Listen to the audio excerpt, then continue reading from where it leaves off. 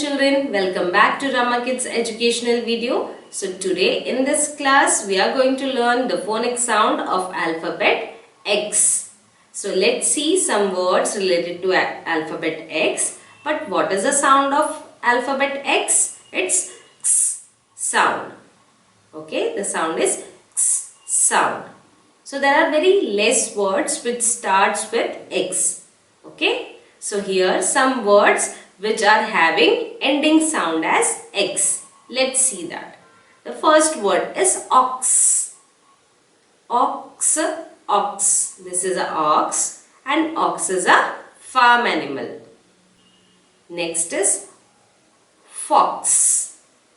This is a fox and fox is a wild animal. Next is box.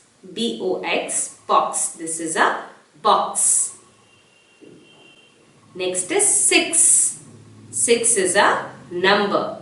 Which number will come after 5? That is 6.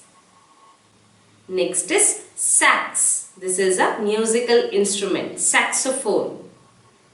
It is also called as sax. So children, today we have learned the phonic sound of X and the phonic sound of X is X. So in the next class we are going to learn the phonic sound of alphabet Y.